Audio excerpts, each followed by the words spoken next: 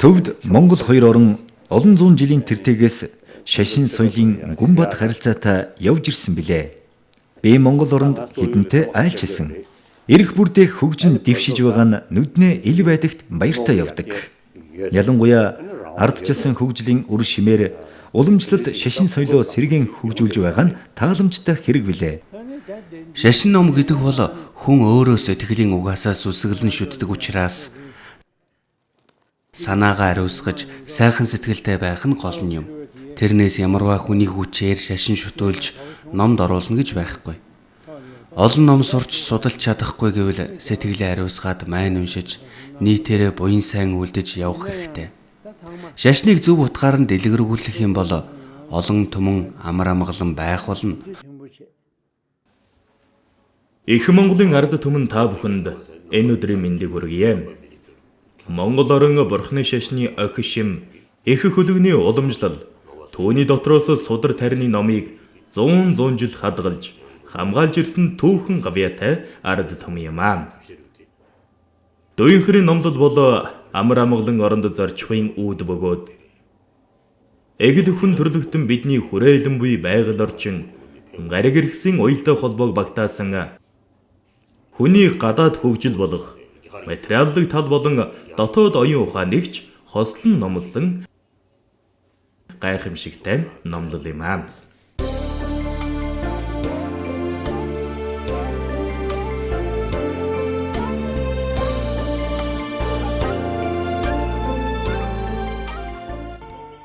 Номд гурван улс хэмээн дорн дахин далдаршсан энэтхэг Монгол төвд оронд олон зуун жилийн дэртэгээс бурхны шашны сургаал номлол дэлгэрч мандал буурлын түмэн нухчааг давсаар эдгүй 21-р зуунтай золгож байгаа билээ. Бурхан багш 2500 жилийн дэртээ өөрийн сургаал номлолыг айлтсан юм. Туулсан бурхны намтрыг нийтийн хийгээд нийтийн бус хэмээн хоёр ангилдаг. Нийтийн цэдэг нь бурхан багш энэтхэг оронд хааны айг болон төрж элдв зүйлийн гачигдалгүй хотол чуулган төвс амьдарч байгаад хүмүүний ертөнцийн зовлон зүдгүүрийг мэлмигээрэн толдож таалалдаан тунгаан төрөх, өвдөх, өтлөх, өөхөх тэргүүтэн дөрвөн зовлон байгааг болгоож түүнээс гарах арга замыг эрэл хийлсээр тэр заман олсон нь эглийн амьдралыг дэвчин тойн хур болох хэмээжээ. Ингээд 29 нас сүдэртэйдэн өргөөгөр хатан албадан орхин гарч лойруу хэмээх суврагны өмнө гизгэн аван хуврагуулж дээдийн номыг анхааран авч Ясвансын 5 хор тэргүүтэн ялан дийлж сэтгэлээ номхтон ариусаж эрдэн бүхнийг төгс олон гэгэрч бурхан болсон гайхамшигт цайдагтай бүлгөө. Нийтийн бус цайдаг нь бурханы эрдмийг хэрхэн яаж олох, урдыг хэрхэн бурхан болж байсныг шав нартан элтэд үзүүлэх зэргээр сонин гайхамшгуудыг үзүүлж байсан төв бүлгөө. Бурхан багш нь Яруусан химээх мөрний дэргэд 6 жилийн туршид бясалгал даяан хийж 35 сүдэртэйдээ мөрний гатлан гаяад хүрч бодо модны дор гүш өвс дэвсэн дэгш агуулсан бясалгалд оршин улмаар зуны ихэнх сарын 15-ны үрээр бурхны хутгийг олон гэгэрсэн ажээ. Энэ нь өөрийн дуршлагаар зовлон юунаас үүдэлтэй гэвэл номхотгоогүй сэтгэлийн эрхээс гэдгийг нотлон түүнийг дарах ерөндөг нь сэтгэлийг номхотгон ариутхан гэгэрүүлснээр аштын амгаланд хүрэх дээд зам гэдгийг номлон эгэл хүмүүнбэр орчлонгийн зовлонгоос гэтлж амар амгаланд хүрэх боломжтой юм хэмээн өөрийн биеэр элтэд үзүүлсэн их зохионгүй юм.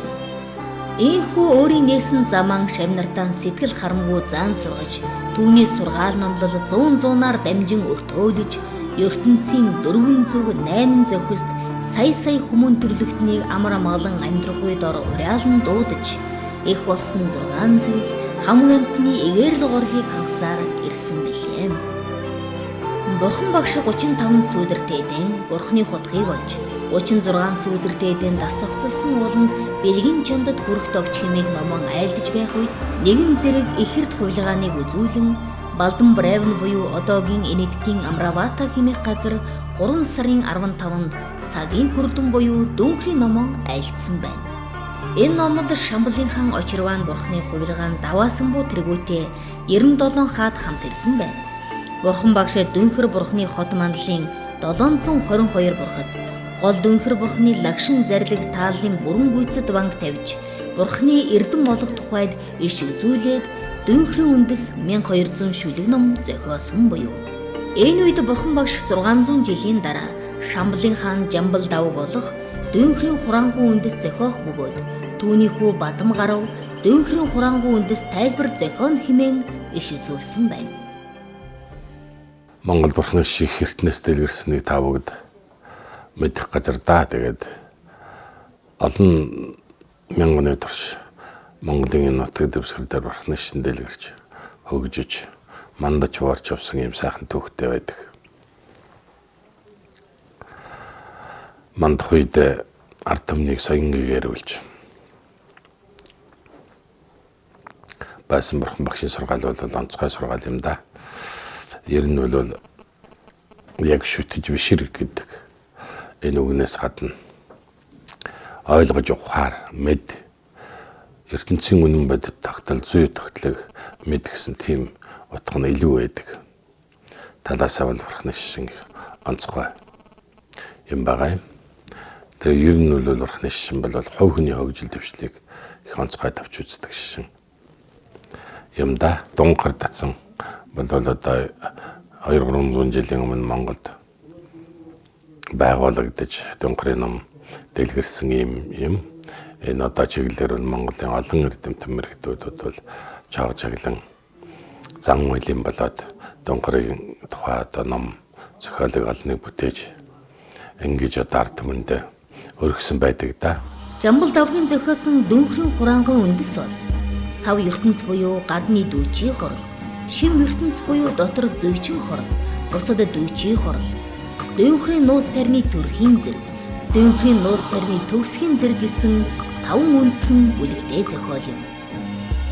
Их Монгол оронд Бурхан багшийн айлцсан цагийн хүрдний номлол анхлан Бурхны шашин дундад азар дамжин нэвтрэх үеэс эхлэлтэй хэмээдэгч 18 дугаар зууны үеэс цагийн хүрдний 6 гол шүнгээс Монгол орны газар нутгийн хуваарьд дахируулан төгс буйнд шин 6-9-ийг Монгол 6 эрдэмтэд сүмб хамб иш валжир захар гэвш лувсан жүлтэн тэргүүтэн мэргэд шинчлэн найруулснаар цагийн хүрдний номлол дэлгэрхийн суурь болсон байна. Энэ үеэс эхлэн үе үеийн жавзан дам хутгтууд тусгайлан анхаарч ирсэн бөгөөд ялангуяа 4-р богод төгдөд морилон очиж цагийн хүрдний нууц авшиг тэргүүтэн лохой жасраа хэмээх эрдэмтэн ламаас залж улмаар их хүрээнд далахын дэнж буюу идүгэ бидний мэдэх хандангийн дэнжид 19-р зууны ихэр дижин галав хийдэг байгуулахаар өөрийн жисаас хөрөнгөсөн шийдэн сүсгтэн олонж өргөл барь зөвснөр их Монгол оронд анхны Дүүнхрийн буюу цагийн хүрдний датсан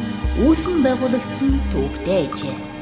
Энэ үеэс эхлэн Дүүнхрийн тусгай уншлага зан үйл үлдсээр Монгол мэргэд Дүүнхрийн номлолд ихэд мэрэгшин Дүүнхрийн ман тэргүүтэн сүсгтэн олонд айлдж байсан баримт байдгийг. Ийхүү мандан бадарч байсан дээдийн номын хураг хэлмэгдүүлтийн үетэй золгон ороо босгоо цагийн ирэхээр хаагдсан боловч 1944 онд гандан дэгчлэн хэд дахин хурал номын үүлэн эрхэлж эхлэхэд дүүцэн өдрүүдийн хурал хурдаг болжээ.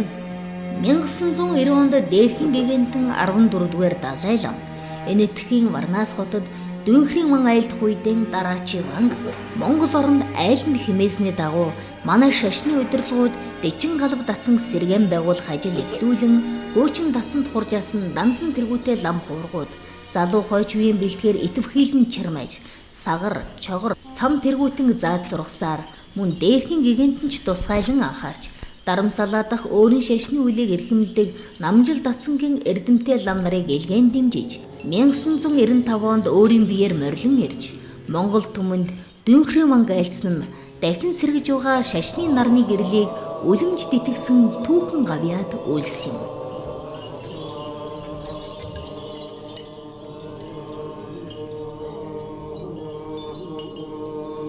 Дээрхийн гэгэнтэн 1954 онд төвдийн лагстанх Дүүнхрийн ман айлцснаас хойш 2006 оны хүртэл 30 удаа айлдж энэхүү дээдийн номыг даян дэлхийн сүсгтэн олонд хүргэсэн билээ.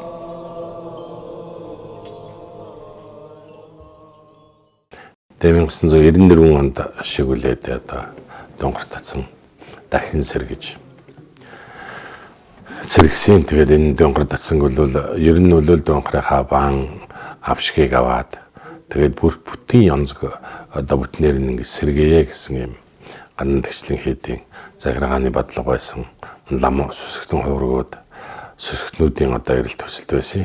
Тэгээ энэ дагуу бол бид энэ Дөнхөр Дацангийн байшин барилгыг барих, хүүхдээ сургах, энэ Дацанг дахин сэргэн байгуулахын тал дээр бол их ажлыг өрнүүлсэн. Энэ нэг хэсэг нь бол Данзангаа, Сэрээтргаа гэх мэт уучин уламжлалт Дөнхөр Дацанд орж исэн олон сайхан хөгчүүд манай ганданд байсан та. Тэднүүд одоо энэ уншлагын сэргээх энэ ажлууд, ян дангийн зааж өгөх, зан үйлийн зааж өгөх энэ ажлуудыг бүтэн одоо сайхан заасан. Тэрч дагууга тэгээд одоо ван авшиг жүдэ бас залах талаас нь бол ингээд хамгийн дээдл болсон далаа багшаас одоо залах. Ингээд Дөнхрийн байсгээд энтгэх болоод бусад газруудад далаа багш айлдаж Дөнхрийн айлддаг байсан. Тэнд одоо ламнараа явуулсан. Тэгээ Данзангаа бүр зориудын очиж одоо энтгэх Дөнхрийн бан тавьж байсан. Тэр ордонг очиж үзэж тэрний хэлбэр загварыг аваад тэгээд орчин үед таарсан ном сүнч айлдаж болох ийм өндөр хэмжээтэй тэгээд доошоо ингээд суусан байрамтай ийм хийсэн тэр дээгүүрийн сүсгтэн олон лам хөргөө суугаад ингээд ном айлдаж болохоор ийм хэмжээнд зураг кинодод төслийг гаргаж ингэж хийсэн. Монгол орон Дөнхрийн номлолын олон 100 жилийн түүхтэй газар юм. Анх гандан хийдийн Данзан лам 3 хүний хамт Дарамсалад хүрэлцэн ирж Намжил Дацангийн Дөнхрийн зан үйлдэлд танилцж байсан бөгөөд энэ үед гандан хийдийн хамбат Чойжамслам Монголд Дөнхрийн Дацан сэргээн байгуулж байгаа багш хэрэгтэй хэмээсний дагуу манай Намжил Дацангаас 3 лам явах болж миний бие Жамц Дэнцэн лам нарын хамт багшилахаар ирж байлаа. Тэр үед Данцан тэргүүтэй Ахмад лам нар шавнараа бэлдсэн байсан тул бидэд Дөнхрийн жинхрийн тэг татах байгуулах сагар чугар тэргүүтэнг зааж сургаж байсан юм. Дөнхөр бурхан. Нуус тарны ёсны бурхад янз бүрийн дүр төрхтэй байдаг боловч уг мөн чанартай бүгд бурхан багш юм. Энэ янз бүрийн өнгөтэй догшин дүртэй байгаа нь олон тэргүүнтэй, олон мутартай, олон зүйл барьсан юмтай, өөрийн бясалгал анхааран авах ёстой холбогдсон зохицож байдаг. Ер нь нуусын тарны дээд үндэсний үүднээс бол судас, хий, тусал гурвыг бясалгалын хүчээр амар болгон гүйлгэж, бурхны хутгийг түргэн олох нийт бусын нэгэн онцгой эрдэм байдаг юм. Энэ нь амьтан бүхний үндсэнд бурхны хутгийг олох чадал байгааг илтгэдэг. Гэвч бидний судас, хий, туслыг зөв явуулж амар болгон бурхны эрдэм чадлыг илт болгуулж чадахгүй байгаа зүйл бол Ясвансын хэлэнц нүгэл хоёр юм.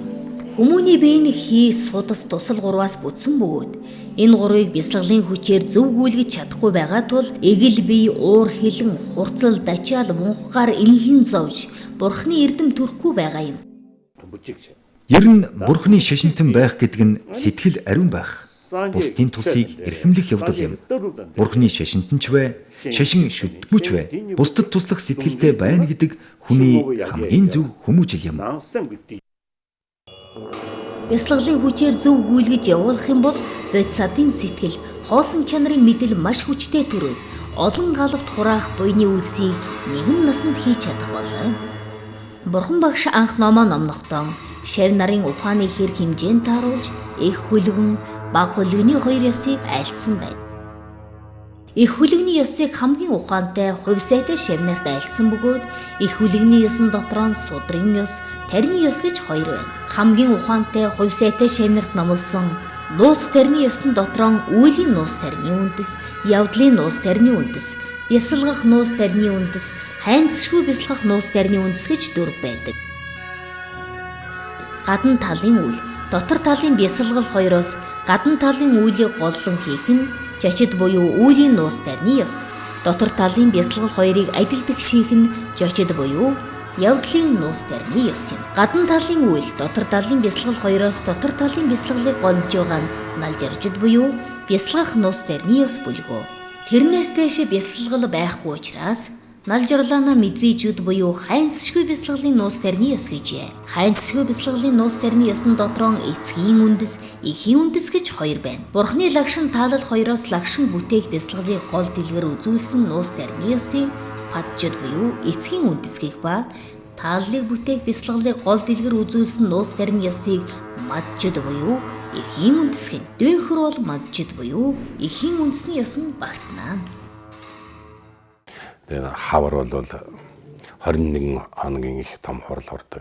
Энэ дээр бол үлдсэн жанхар сахарч байгаа. Тэр хамаг нарийн нанди юмнуудыг бүгдээр ингэ манай энэ залуучууд бүгдийг өөрсдөө хийж, өөрсдөө бүтээж, өөрсдөө одоо сахарч орон бүжгэнд гарч хурал намын хаан аяда альва нэгэн зүйлээ бүгдийг өөрсдөө төрөж чадах хэмжээнд хүрчээ. Ингээд энэ дөнгөр гэдэг юмыг бид алдагдсан зүйлээ нөхөж алдж авч уламжилалт зүйлүүдээ бас одоо ингээд авсан. Ингээд датсан хэдэ одоо сэргээж чадсандаа бид их баяртай байдیں۔ Ер нь хэн ямар ядан бурхантай ойрхон холбоотой байна? Түүнийгээ бясалгах нь чухал хэрэгтэй юм. Жигжид самдүй дэмчиг дүйнхэр тэргүүт нь ядан бурхан юм. Ядам гэдэг бол гол болгож бясалгах бурханыг хэлнэ. Ямар ч ядан бурхан бясалгасан ч түүний орд харш бурхад сэлтэн онлын эрдэм гадна талын дүрсийн байдалд урван гарах юм. Дотор цагийн хүрд үеийн үртэй холбоотой хий бие 5 зогц бүгд дуусаад гадна жил сар тэргүүтэн 3 цаг мөн чанараараа бүтээгүй хоосон чанарын хэлбэр дүрс хот мандлын бурхтын дур ургасан дүйхэр юм. Цагийн хүрдэнд гадна цагийн хүрд, дотор цагийн хүрд, бусад цагийн хүрд гэсэн 3 зүйл бий. Гадна цагийн хүрд гэдэг нь 1 жилд 12 сар, 1 сард 30 хоног, 1 жилд 360 хоног ээлж дараагаар ирэхийг хэлнэ. Дотор цагийн хүрд гэдэг нь 1 өдөр шөнд 21600 удаа амьсгаа авахыг 12 хуваагаад нэгээр ирэхийг хэлж байгаа юм. Бусад цагийн хүрд гэдэг нь гадна цагийн хүрд, дотор цагийн хүрд хоёр мөн чанараараа бүтээгүй хоосон чанар нь бурхны лагшинд ургаж байгааг хэлнэ.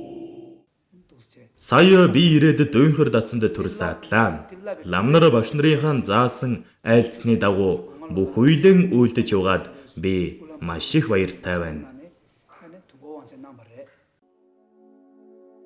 Дүйнхэр бурхан олон тэргүүнтэй, олон мутар үлмийтэй, олон зүйл барьсан зэрэг нь дүйнхэр бурханы дотор талын эрдэм, гадна талын дүрсэнд урам харагдаж байгааг үзүүлдэг. Дүйнхэр бурханы баруун талын хөл улаан өнгөтэй, жийсэн байрлалтай, зүүн талын хөл цагаан өнгөтэй, гумсан байрлалтай. Бэлхүүлснээс гол тэргүүтэн хүртэл хар хөх өнгөтэй байгаа нь юуг бэлэгдэж байна вэ гэвэл бясалгал хийсний хүчээр баруун талын хөлөөр эхийн улаан тусал доош хураагдах, зүүн талын хөлөөр эцгийн цагаан тусал хураагдахыг бэлэгдэж байгаа юм. Ер нь хүн амьд байх үед гол судасны дунд эхийн улаан тусал дороо, эцгийн цагаан тусал дээд талд, завсар нь сүнс савнд байгаа юм шиг байдалтай байдаг. Тэгээд эхийн улаан тусал дээш хураагдан хоёр тусал гадагш харна.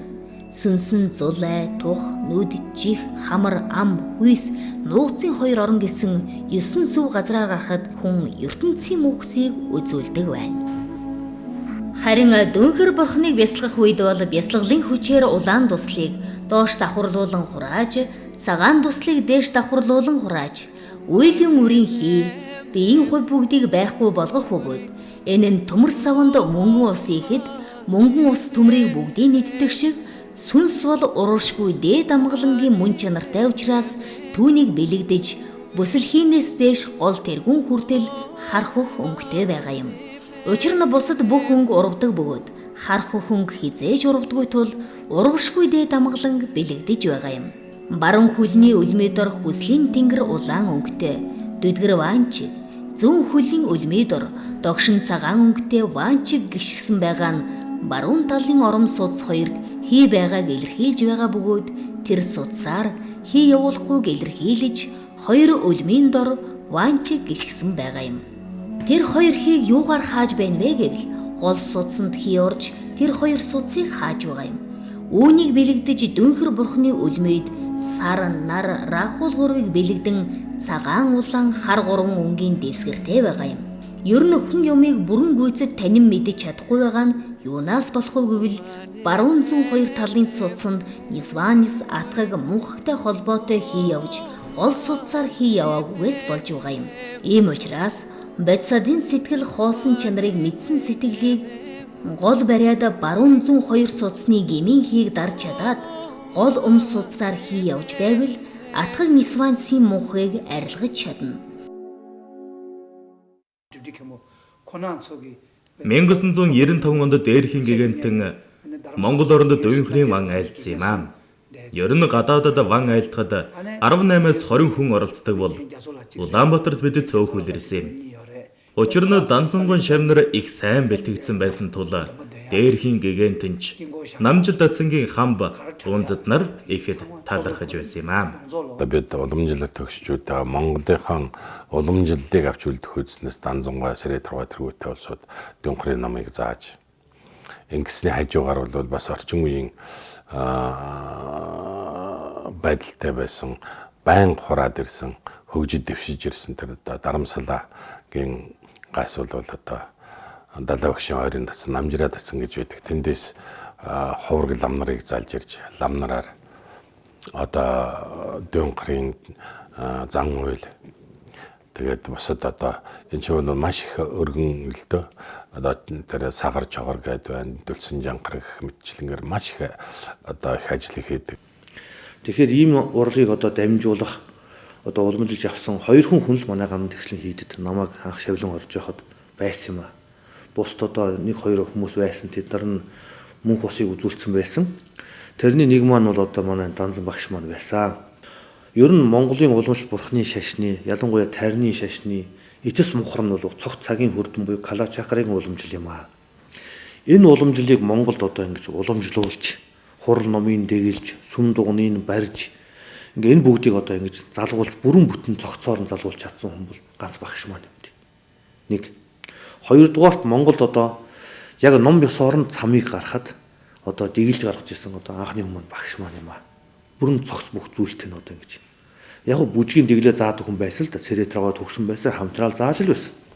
Гэхдээ уншлага, балин, дахил, зан үйл бүх зүйлийг нь бол багш дэглэж ирсэн. За ингээд Дүнхрийн хот мандал, Илсэн хот мандлыг хүрт багш маань өөрөө удирдаа, тгийн татаад ингээд бүгдийг хийлгэж ирсэн тий. Тэгээ ялангуяа тэгээд урлах ухааны тал дээр ингэж бас энэ талын юмнуудыг бүрэн төгс ингэж өөрөө мэддэг чаддаг юм аа уламжлуулж өгсөн хүн юм аа бас тий. Ингээд Дүнхрийн хамгийн сүүлчийн хуралдаа багш маань хурж ирсэн их хурал хурж яхад бол намаа дуудаад за бүр бата чи ер нь одоо ер нь хэлсэн ярьсан юмнууд ингээд тэмдэглэж аваад их нарийн ингээд бүгд нь миний хүү ингэж яах юм. Одоо багш нь энэс өөр том хурал хурж чадахгүй бах уу. Чи ер нь одоо ингээд миний энэ хурлыг намаа дагалдаад бүгдийг нь одоо ингээд асуугаа сураад ингээд миний хөө бүгдийг ингээд тэмдэглээд бичээд ав. Юу ямар боломж байна. Намайг одоо өнгөрснөөс хойш та нар асуух хүн гарахгүй байх шүү гэдэг. Тэгээд ер нь төвд уламжлалаас Монголын уламжлал нь юугаараа ялгаатай байна гэдэг тал дээр би гололсол доо. Ингээ багшийн хурал би бол бүгдийн видео бичлэг хийгээд за ингээ ярилцлага хийгээд тэгээд өглөө болгон өдөр болгон очиж хурлын уншлага бүгдийг хэлүүлээ, чаглангийн бүгдийг тэмдэглээд фотогоор бүгдийг ингэж аваад бас ингээ би багшийн бүхэл бүтэн хурлын зан үйлийг ингэж бичлэг хийж авсан юм. Одоо ингээ бодож байхад бол ийм сайхан хөгшчүүд бол олон байсан да. Бүгдээрээ л ном эрдмээ залгуулах гээл ингээл залгах ёстой хүнээ хайцгаагаал сурсан мэдсэн зүйлээ бүгдийг дамжуулах гэж хичээж байсан. Үнэхээр номын төлөө, эрдмийн төлөө, шашин соёлынхон төлөө үнэнч үлдсэн энэ их эрдмийг дотроо багтааж эргэн сэргэх үед нь энэ бүгдээ харамгүй зааж ирсэн. Одоо энэ багшийн ачийг одоо бодож явахад бол ер нь олон дахин ингээ бодох тусмал багшийн хэлж ирсэн, үлэрж ирсэн үг болгоно үнэтэй байдаг юм байна. Тэр болгоныг нь тэмдэглэж ингэж бичиж, зурж, хурааж ингэж авсан маань үнэхээр их зулж авшин болжээ гэж одоо баярлж байна даа.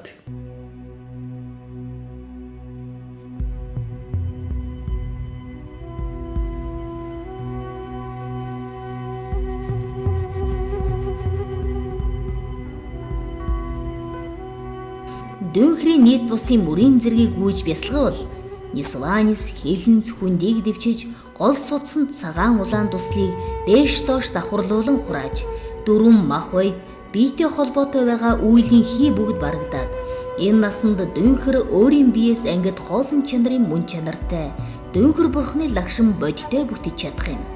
Үүнээс арай дэлгэр тухайлах юм бол гадна сав ертөнцийн талаас Дүнхэр бурхны хоёр үлмийн нэг жилд 12 сар эргэх буюу нар ойртох буцах хугацаанд 1 жил багтахыг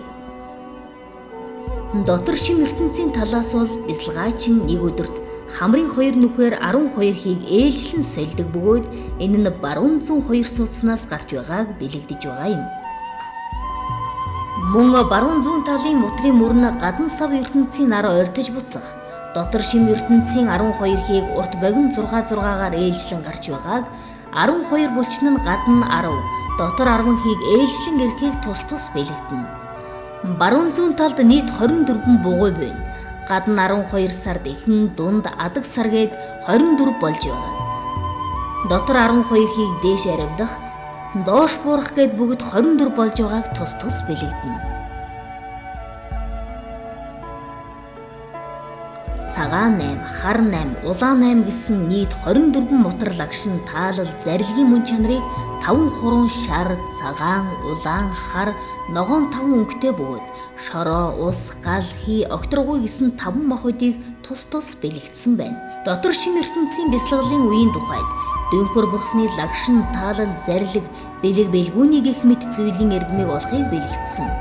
Мөн язгуурын дөрвөн бурхан Донид дөдөв, одвог мэд, римчин дөрчин намнан бэлэгдсэн. Дөнхөр бурхны мутарт элдв зүйлсийн юмс барьсан байгаа нь янз бүрийн үлийг бэлэгдсэн. Жишээлх юм бол барын арьсан уур хилэнг дарах, хүний арьсан шунал дачаалыг дарах, зааны арьсан мөнхөг харанхуйг амьрлуулахыг тус бэлэгдсэн байна. Энэ мэт Дөнхөр бурхны өнгө, тэргүүн, мутар, үлми, барьсан зүйл, зүүсэн зүйлд чимэг бүгд нь ямар нэгэн зүйлийг бэлэгдсэн байх бөгөөд бясалгаачин энэ бүгдийн утга учирыг мэдэж бодон бясалгах юм бол Дөнхөр бурхны эрдмийг олох юм. Тэгээ ерөнхийдөө хот мандлын бүтээдэг гол материал нь юу вэ гэхээр элсээр бүтээдэг. Тэгээ тэр элсээ яаж бид нэр гаргадаг вэ гэхээр зүгээр байгалийн шороо элс биш. Тэр бол шингэн зүйлтэй холилдож барьцалтай шавруулцдаг. Тийм учраас байгалийн цэвэр одоо тэр гантик чулуу байдаг. Цагаан гантик. Цагаан гантик чулууг маш олноор олж ирээд тэгээ тэр цагаан гантик чулууга бүгдөө авчаад тэрийгээс сайхан тийм ном уншаад ариусгаад яг тэр бурхны цан үлээ хот мандлыг хийхэд одоо тийм ариун цэвэр байлгаад уншлагын хүчээр тэгснийхаа дараачаар тэр чулууга нүддэг юм байгаа бид нэр уур нүдүүрээр нүдээд нам нар өөрсдөө нүдэлтэй тэгээ нүдээд бүр нарийн нүдээд тэгээд тэрийг нарийн шигшүүрээр шигшээд тэгээ шигшснийхаа дараа бүр усаар угаад юм байгаа тэр шигшсэн чулууга тэгээ усаар угаахлаар нүдгэлээр тийм нарийн тийм тоосон сүр үүсдэг юм байгаа гурлан тэгээ тэр тоосон сүр гурлан хэсгийг нь болохоор усаар зайлж уурсгаж гаргаад тэгээ жинхэнэ хэлсэн цаана үлддэг юм л да. Тэгээ жинхэнэ хэлсэн шигшиж гаргасныхаа дараа хэдэн өдөр хатаагаад тэгээ хатчих хугацаанд бас тэр уншлагын зан үйлийг уншаад тэр хэлсээ бас маш цэвэр байлгахын тухайд. Тэгээ тэрнийхээ дараачаар өнгөнд оруулдаг. Зүгээр тийм шингэн гуашаар өнгөнд оруулаад нийтдээ 16 өнгө гаргадаг юм байна. Үндсэн 5 өнгө эхэлж гаргаад цэнхэр ногоо улаан шар тэгээ цагаан өнгө дээс хар өнгө гаргаад тэгээ цагаан өнгөөрөө тэр үндсэн 5 өнгө уусгадаг юм байна л да. Дунд өнгө рүү уусгаад тэгээ бүр бүдэг өнгө рүү уусгаад цагаан өнгөөрөө тэгээд нийтдээ ерөнхийдөө 16 өнгөөс гаргаж ирээд тэгээ 16 өнгөөсөө гаргачаад тэрийгээ бас хатаана тэгээ хэдэн өдөр хатаагаад тэгээ маш их ажил ихтэй л дээ.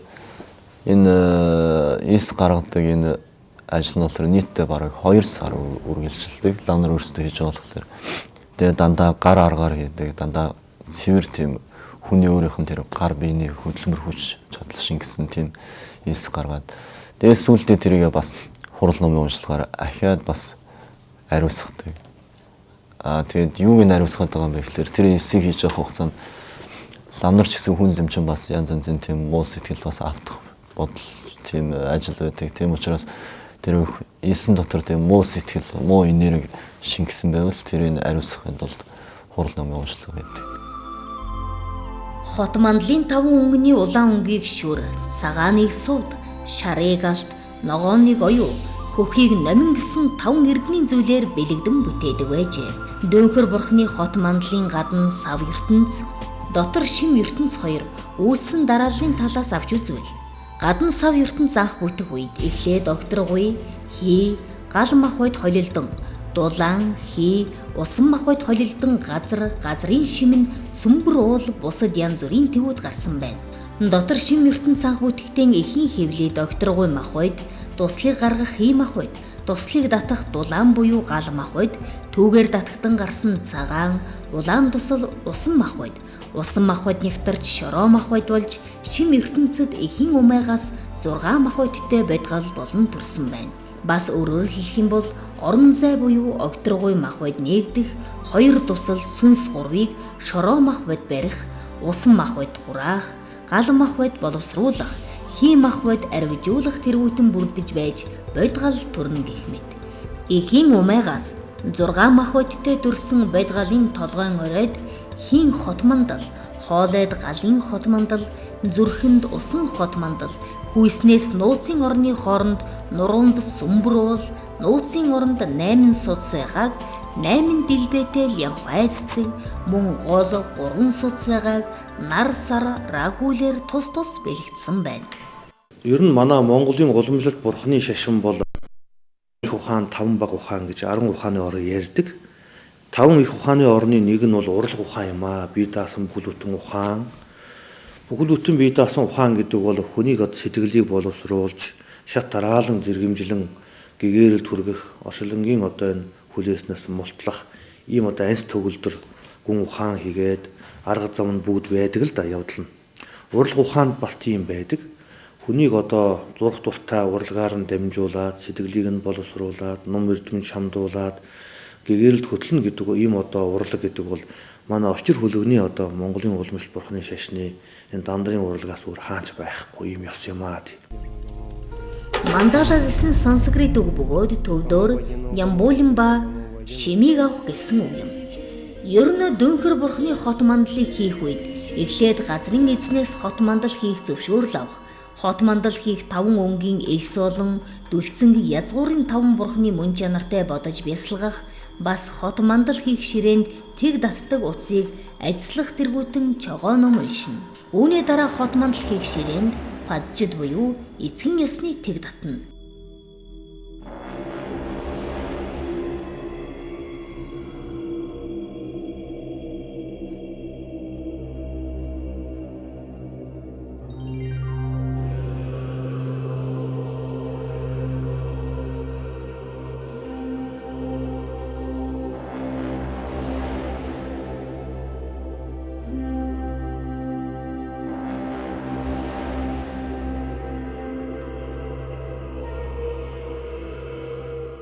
Жанхрын тухай бол урд дарам салаа хотод далаа хөшин намжрал татсанд бол хийдэг. Тэгээ Монголд болохоор дүүхөр татсан, төчин галуу татсанд хийж байна. Тэгээд үлсэн жанхрын болохоор үндсэндээ тэр их том хот мандлын 7 хоногийн хугацаатай хийдэг. 4 лам хийлээд тэгээд эхний өдөр тгээ татдаг. Тэг хэмжээгээ гаргадаг. Нарийн хэмжээтэй. Хэмжээг нь сайн нарийн гаргахгүй бас их алдаа их сүүл нь гарна.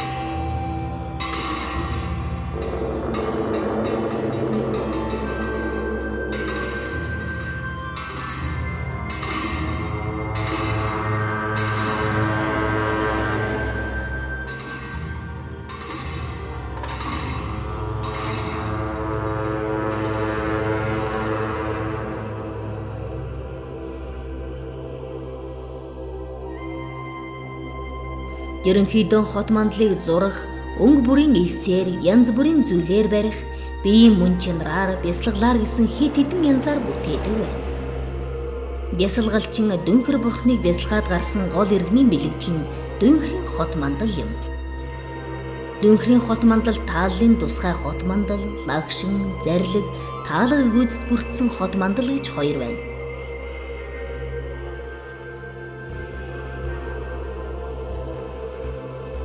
Богд занхаагийн ёсонд үүнээс гадна дүнхрийн ман тавих буюу бусад үед хот мандлыг 5 өнгөн элсээр бүтээсэн хот мандал байх ёсон бий.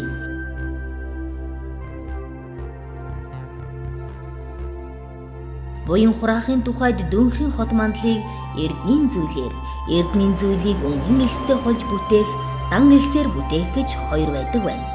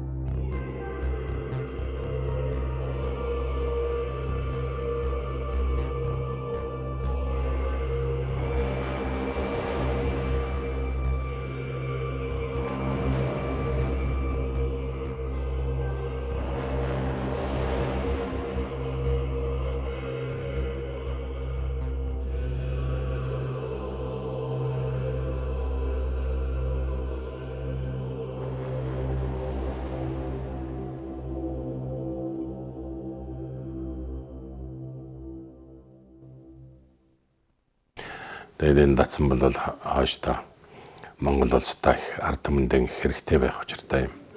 Ер нь бол Дөнгөрийн лам гэж манай сүсгтнүүд лам хуурхууд их мөрөөдөж байдаг, ярьж байдаг зүйлийн нэг юм да. Тэгэхээр Дөнгөрийн шишин гэдэг бол гайхамшигтай шишин байх учиртай. Шамбал гэдэгтэй холбогддог. Тийм учиртай. Тэгэхээр хүн төрөлхтний хөгжил дэвшлийг бас бэлэгдсэн шишин. Хөгжил дэвшлийн бэлэгдэл болсон юм одоо шишин юм а гэж ингэж бодоход болно.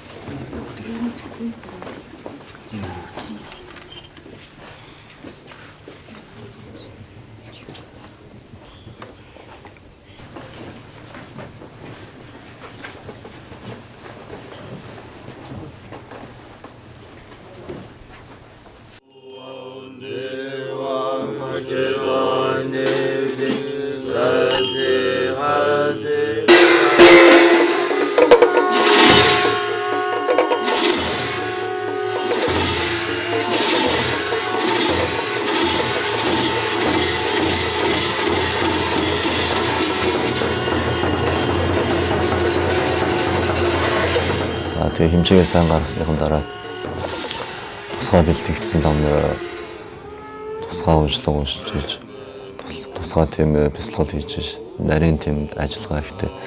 Тэгээд эсрэг мандлаа хийдэг.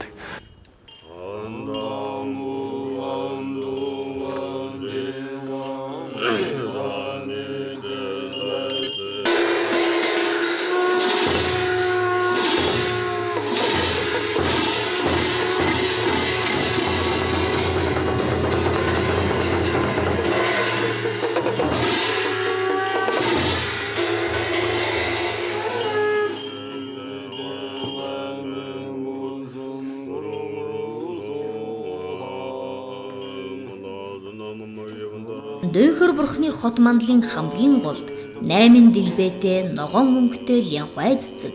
Түүний голд нар сар рахул байгаа нь Ирим дөнхөр буюу Дөнхөр бурхан яв юм 2 дэгшаршиж байгааг бэлэгдэнэ. Баруун зүүн буюу Ранжам 2 судас гол буюу судсанд хурсны хүчээр ургашгүй их амгалан төрж хамаг юмсыг илт мэдсэний ачаар гадна дотор талын сав шин ертөнц бүгд мөн чанараас бүтээгүй хоосон чанар үүлийн хийгээс бүтсэн цогоос буюу дууссан хоосон дүрсээс хот мандал Дөнхөр бурхан бүтэн гэдгийг бэлэгдсэн юм. Ингэж бясалгаж чадсанаар хязгаарлагдшгүй хураасан хилэн цэнгүүл Нисванс бүгд алга болох юм.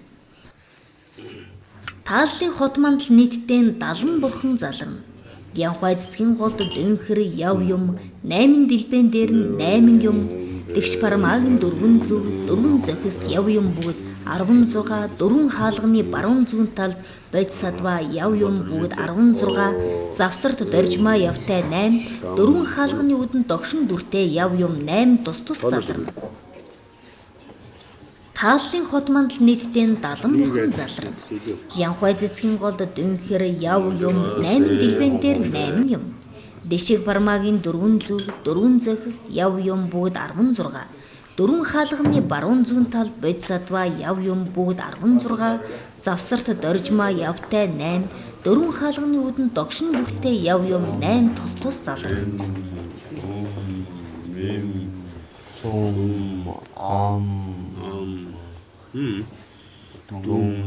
Тааллын хот мандлын гадна талын 4 зүг 8 зохис газар тэнгэр бүгд 12 дахил өргөсөн бурхан байна.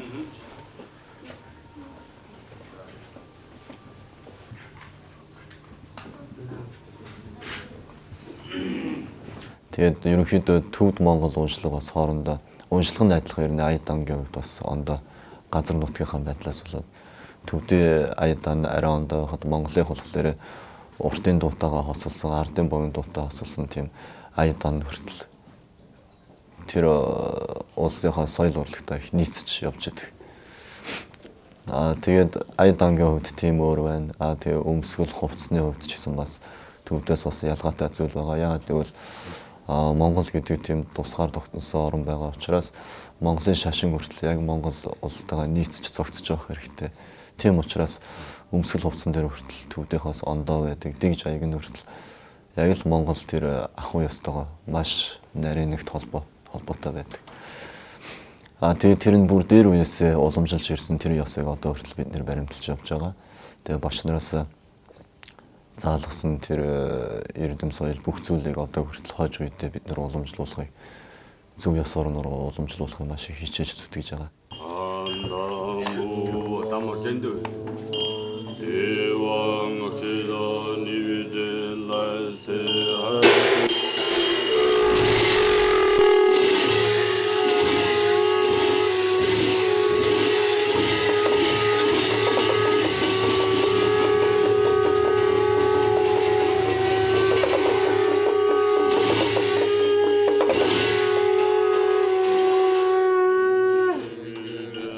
Зарилгийн хот мандалд нийт 116 бурхад заларна. Үүнээс 404 зохист 8 дэлбэтэй цэцэг байна. 8 дэлбэний голд явтай 8 дагнас бүгд 16 байна. 8 цэцгийн 8 дэлбэн дээр 8 бүгд 64 эм бурхад заларна.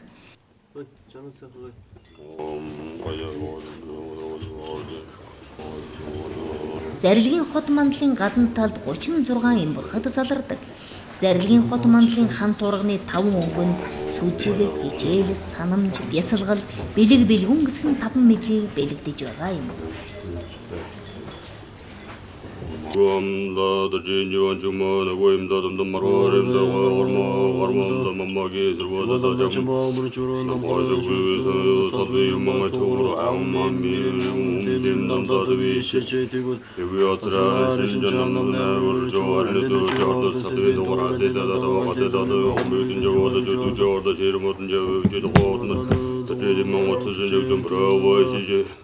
Тэгаран гэдэг савжи шишсэн мод хона тамгонан таги тэгус содорон дуржур хомбам боге умамэн сарвото ботрона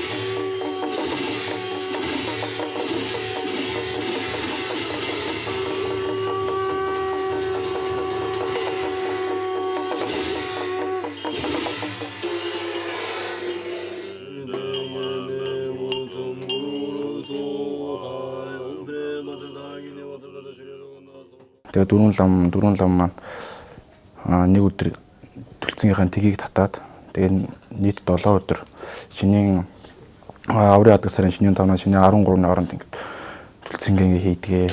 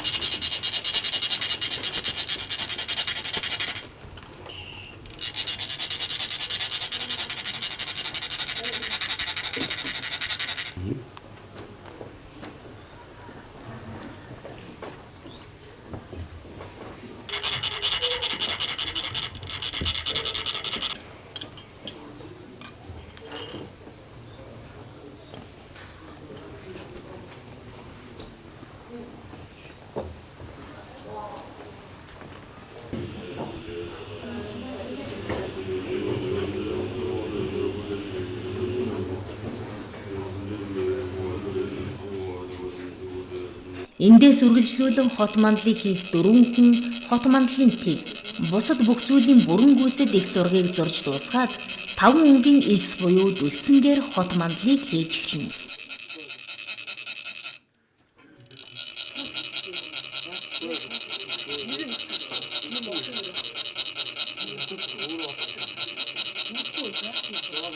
Хот мандлыг хийх 4 хүн 4 талаас нь хийх бөгөөд голын тааллын хот мандлаас эхлэн гадагш хийж дуусгана.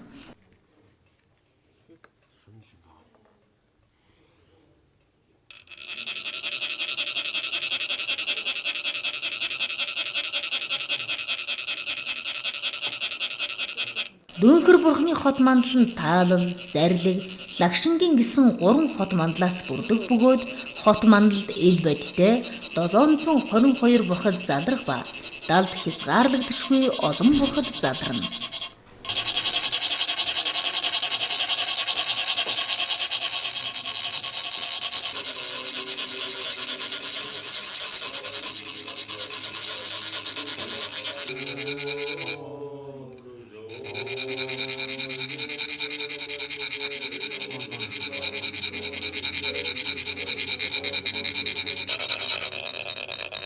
Лагшингийн хот мандалд 536 бурхад залрана.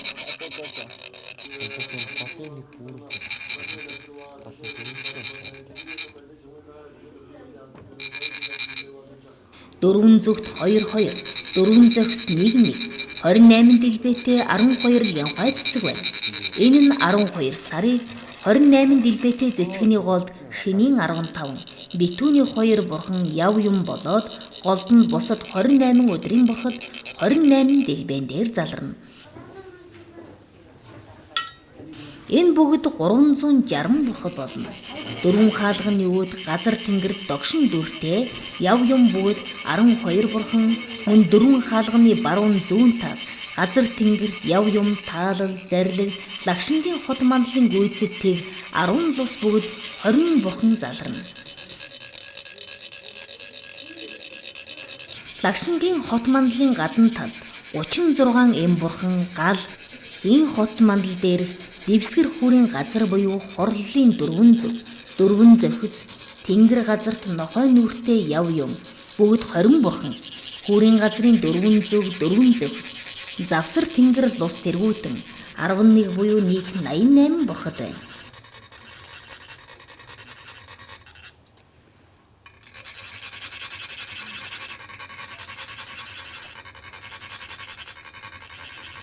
Ингэж хот мандалд эл бодиттой 722 бурхан байгаас гадна талд маш олон бурхад оршдог бөгөөд жишээлхэн бол тааллын хот мандал гол дэх дүүхэр бурхны дотор Мэжива ширчимма нацаг юмын дотор дорд сэмгэх хот мандал тоологдошгүй олон бурхан далд оршино.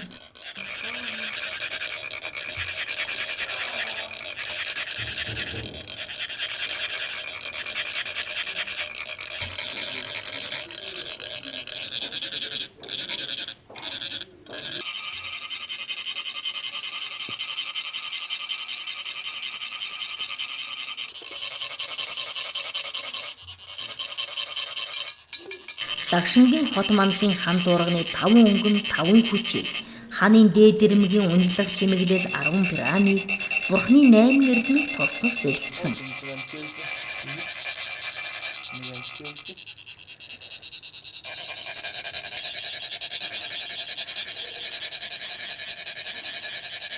Мөн өглөг өг, бясалгалын явдлын тухай сургаал номнох, түүнтэйгэн өөрөө зөгцсөн явдалтай байх энэ дөрвийг ханын дөрвөн өнцөгт байгаа нацагд орж бэлэгдэж байгаа юм.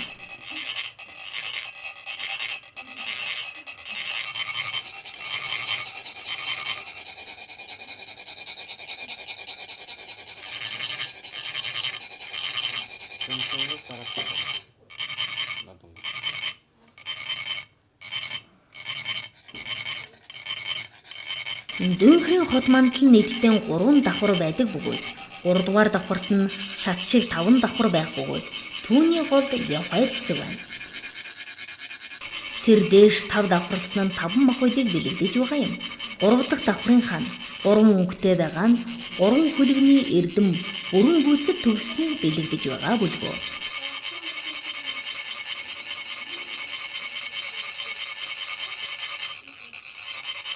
Хот мандлын 4 өнгнөөс хар өнгө нь дүүнхэр бурхны таалал, улаан нь зарлиг, цагаан нь лагшин, шар нь бэлэг бэлгүүний таалал, зарлиг, лагшингийн хот мандалд 4 нийт 12 хаалга байгаа нь 12 шүтэн барилгааг ариутгасан тэргүүтэн тус бэлэгджээ.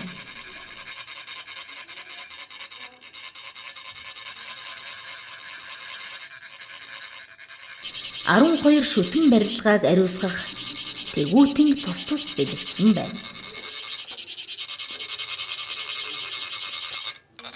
Дүүнхэр бурхны таалал, зарлиг, лагшингийн хот мандлын гадна тал, шороо, ус, гал, хий, окторгуй гэсэн 5 махбодын хот мандал 5 өнгийн галаар хамгаалсан хүрээ байдаг. 5 махбодын хот мандал нь 5 эрт мэдлийг шороон хот мандал дээр байгаа нь юндэн буюу хас хот нь өн мөх байх үлзий тэмдгийг тус тус бэлэгдсэн байна.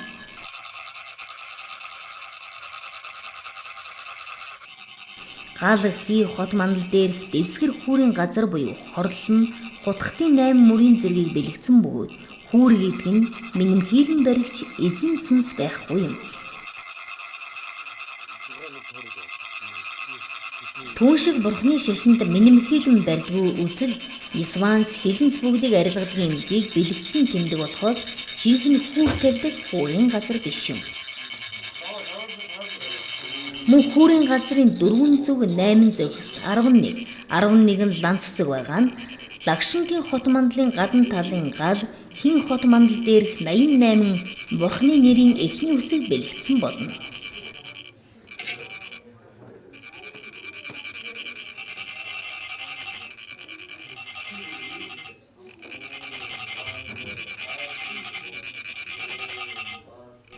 Окторгон хот мандалд очрын хүрээ байгаа нь бурхан гими язгуур бүгдийг арилгаж эрдэм бүгд төгссөн буслын янз бүрийн гим хорлолоос хамгаалахын тэргүүтэн бэлэгдсэн.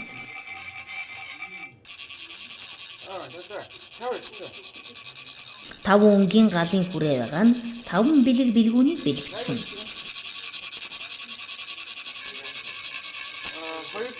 Дүүнхэр бурхны хот мандал бүхэлдээ 10 бэлгийн мөн чанар бүрэн гүйцэд төгссөн маш ариун нандин гэдгийг элсэн хот мандлын зүүн хойд зүгт сар ургах, өмнө баруун зүгийн завсар нар жаргахаар бэлэгдсэн байна.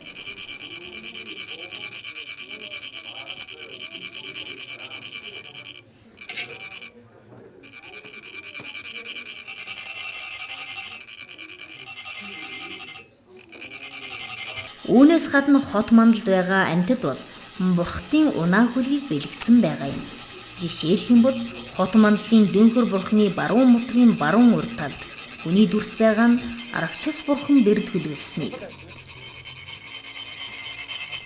Зүүн өмнөд үнцэгт бууг байгаа нь хийн бурхан буюу дүнлахаа буг хөлгөлсөн. Зүүн зүгийн хаалган дээр гахайн тэр хөлгөлсөн байгаа нь оцор жаама бурхан додоон гахай хөлгөлсөн тэргэн дээр заларч байгаа болно. 4 хулган хөлгөлсөн байгаа нь мөн бурхны унааг тус тус бэлэгдсэн байна.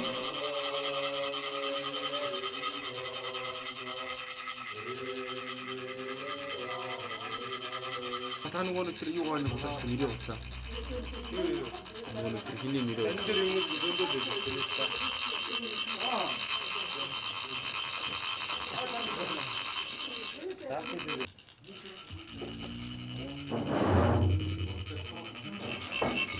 Дүйхэр бурхны таалал зарлиг лагшин гүйцэд бүрдсэн хот мандлын өнгө нэг бүр дүрс нэг бүр үсэг нэг бүр болон чимэглэл зураас бүгд цаанаа нарийн утга учиртай ямар нэгэн зүйлийг илэрдэж байгаа юм.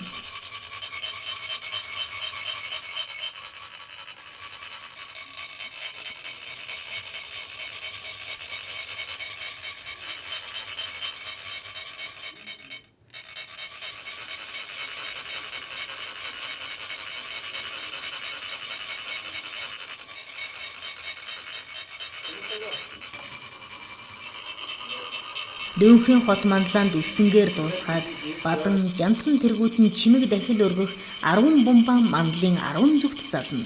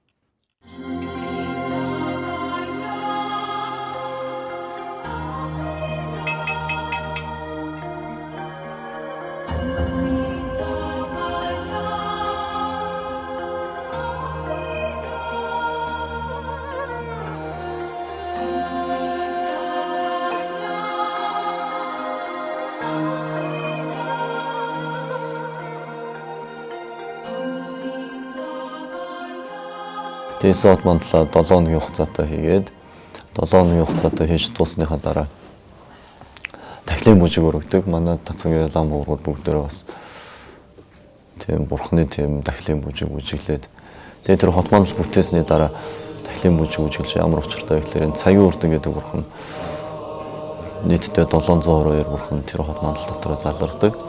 Тэгээд тэр заларсан хот мандал бурхандаа лам нар өөрсдөө бүжгээр биеийнхээ хөдөлгөөнөөр тийм дахил өргөдөг, дахлын зан үйлийн бүжиг тойрч бүжиглж тэр бурхныг баясгадаг тийм зан үйл явагддаг юм байна.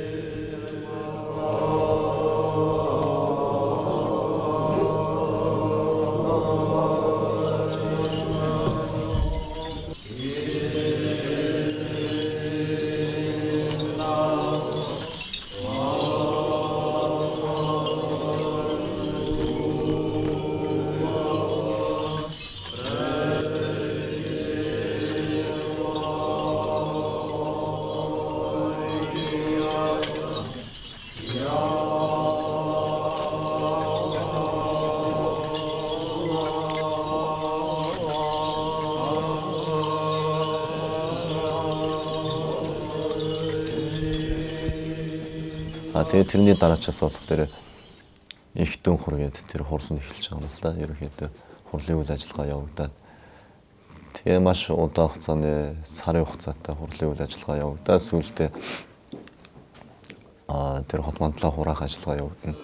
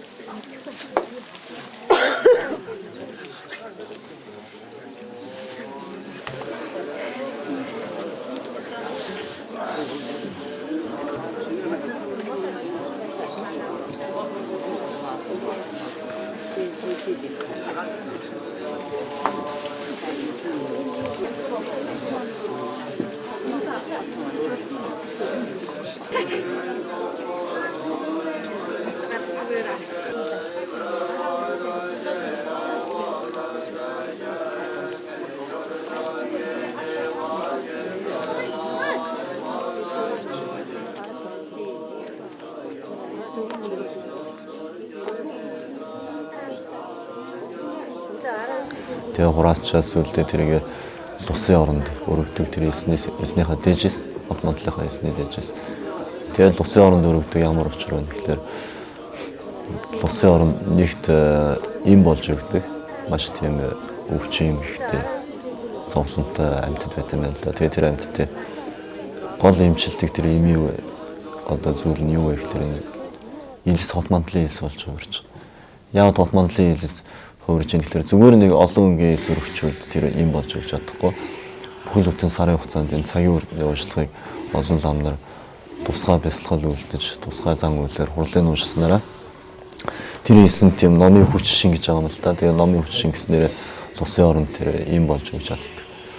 Тэгээ нөгөө янзаар болохоор нэг ширхэгээс нь 1000 даалнтай болж хувирд юм байна. Тэр хурал номын үйл ажиллагаа явуулсны дараа тэр эсний хүч чадал нөрөө тийм болж хувирдаг.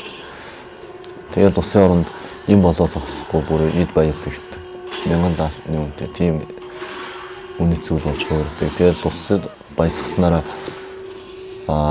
байгальд итгэхийн өөрөө тийм айхтар сайхан үржил шимтэй болдог. Урмал ногоо мод навчид нэр маш сайхан цэцгэлтэй. Тусыг баясгаснараа гол ус хүртэл ширэгдгүй улам аривжаад тийм болж хувирдаг юм байгаа. Энэ эсийг өргөснөөр тэгээд жил болгон тасрахгүй хурдаг учир нь болохоор энэ Монгол орнууд тийм байгалийн элдв янзын гамшигт өртүүлэхгүй тухайд манай дацны лам уургууд хичээж бүгдөө хамаг хичээл зүтгэлээ гаргаж энэ хурал номын үйл ажиллагааг яг ном ёс гормоор нь явуулдаг юм байна. Бид хүрээлэн байгаа байгаль орчинтойгоо махбодын маш нарийн уялдаа холбоотой. Орчин үед хүн төрлөختөн шинжлэх ухаан техникийн ололтоор хөгжил дэвшлийн оргилд хүрч байгаач байгаль орчинтойгоо зөв бус харьцах харьцаа ихснээр бидэнд байгалийн элдв гамшиг олонтоо тохиолдох боллоо. Тиймээс бүх нийтээрээ байгаль хамгаалах үйлсэд нэгдэж хамтран зүтгэх аваас өөрийн төдийгүй бусдын төсийн төлөө үйлдэж байгаа нэг их буянтай үйлс юм. Цогт их цагийн хүрдийг шүтсний ачаар чөлөө үгийн Нисвансын элдв хороосон гэж ирж жохог дээдийн аврал нэг үйлслэлд багтан жохом хөө ариун үйлсээр цэнгэх болтугай.